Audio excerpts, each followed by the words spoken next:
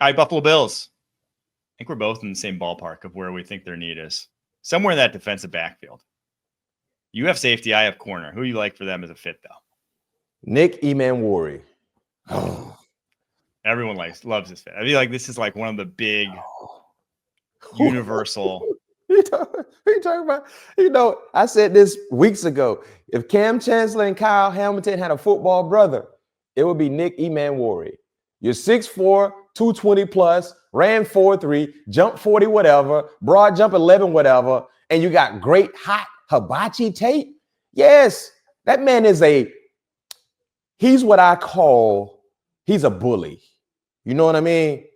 Sometimes when you go to certain lounges and restaurants and stuff like that, you got different categories that work inside those facilities. You got people who serve drinks, you got people who make drinks, and you got people who throw people out.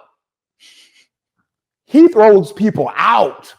Those are the type you need, Buffalo. You need guys who, it's okay to serve drinks and make sure everybody is hydrated properly, but sometimes you got to have people that, hey, man, you ain't dressed right. Get out. I'm not going anywhere. Or you ain't. Give me here. No. Throw him out. Emanwari. Bring some bully like vibes to the defense. Like, get out there and just be pushing people around for no reason. Then he'll pick up a pass here or there and take it to the house. Now, the kicker is, Mike, will he be there at 30? Mm-hmm. After that combine, who knows? I don't think so. He very well may not be. I do agree, though. But the thing is, they just drafted Cole Bishop in the second round last year, expecting him to be the bouncer, right? Like they are hoping he would, and he didn't really see the football field. I know. So I do agree, though. Nicky Emanwari, let's hope. But I wrote down corner because obviously losing. You got at 30. Oh, you got Trey. I would Trey Elmos, the Ole Miss, former Alabama. What was he before that? Louisiana Lafayette before that. He just feels like a Bills type of corner. Yes, he is. 6'1", long. Sean McDermott has a type at corner. Long quarters, that can tackle, that can play physical. He's that sort of guy. And it just kind of picks up where Rasul Douglas left off. So I think it makes a lot of sense for the Buffalo. I can see that Sean McDermott types right there. I can see that. Miami Dolphins, where our producer Harry is patiently waiting for us to fix their team. They got a lot of needs. Most of them along the line of scrimmage here. What's your biggest one? O-line.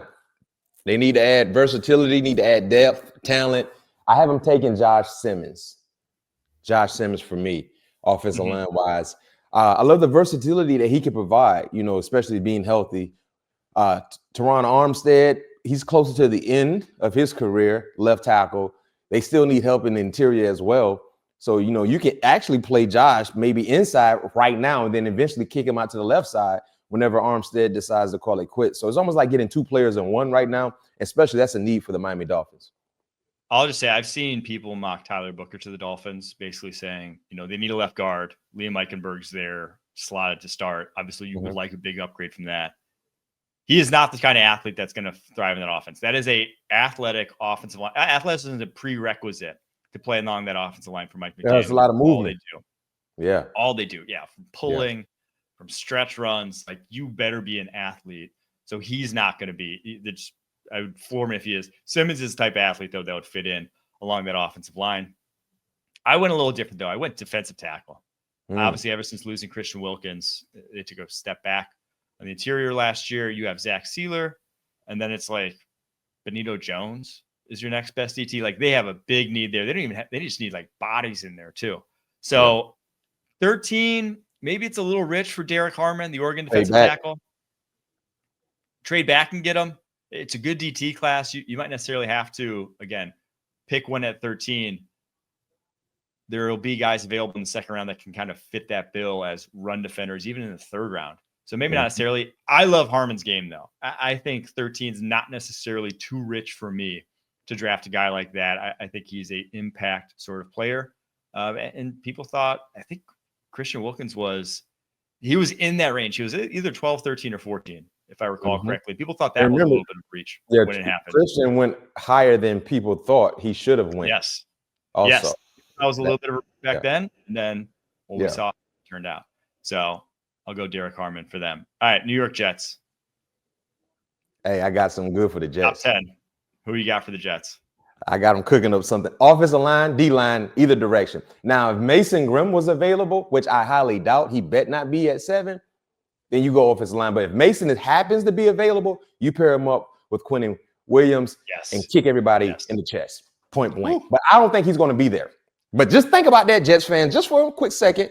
I don't want to get your hopes too high, but he probably won't be there. If he's going offensive line, go ahead and call Missouri and go ahead and finalize this whole relationship. I got him taking Ahmed Mimbo from Mizzou. He is a Jets type of player, especially with this new regime they have under Aaron Glenn. You got to look at where Aaron Glenn just came from. He came from an offensive situation where they had 2 bookend tackles, 2 bookend guys that did things the right way. Now, if you're Aaron Glenn, you're trying to recreate the success you applauded in Detroit, especially on the offensive side of the football.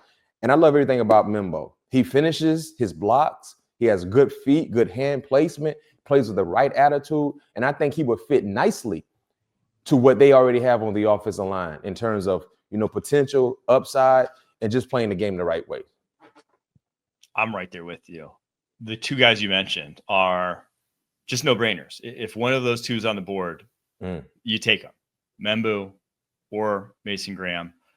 Membu, though, is just like right tackles, the missing spot. You have the makings of what could be an elite offensive line, and it's just missing the right tackle. And there just so happens to be a freak athlete who played right tackle for 3 seasons in college, sitting there on the board for you to pick 7. I would love it if I'm the Jets. I have the exact same need and the exact same player for the New York Jets.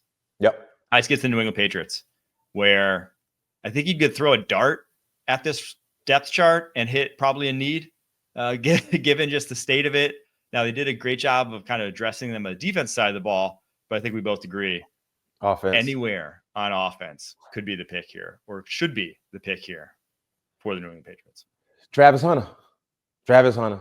You know what I said about Tennessee? I was a bit confused about the lack of attention at wide receiver with so many notable names available, free agency. I felt the same way for the Patriots because Drake Maye will be in year 2, but you want to continue to stockpile talent around him. And the only wide receiver they brought in via free agency was Mac Hollins. We know he doesn't like wearing shoes, so he doesn't really give you that that you would hope for, especially with all the money you had available. So this makes more sense to go get some for your young quarterback. So Travis Hunter, simple. Oh my God. I could not fathom. I mean, I could, right? It's the NFL draft. Shit happens. But like if Travis Hunter's on the board there for 4, and you look Drake Maye in the face and say, we're going elsewhere, I don't know how. I don't know how you can do that. Like, his ball skills are so elite. You pair him with a guy like Drake Maye, who is more than willing to try to throw guys open. Mm-hmm. He is the ultimate throw Travis Hunter open because his body control to contort, to get to a back shoulder throw, to get to a high throw, to get to a low throw is just like on another level from anyone in this draft class. Truly, like, as good as you'll see almost ever at that position. Pair him with Drake Maye. Maybe let him play defense 10 or so snaps a game just to throw him a bone. Yeah. But you don't need corner. You need a wide receiver, and he's a wide receiver 1. Probably like the only guy who looks like a true wide receiver 1 sort of projection at the next level. Draft Travis Hunter. And then I went from that to your dream scenario at pick 38. In my opinion, Charles Grant, William & Mary offensive tackle, the best athlete in this tackle class.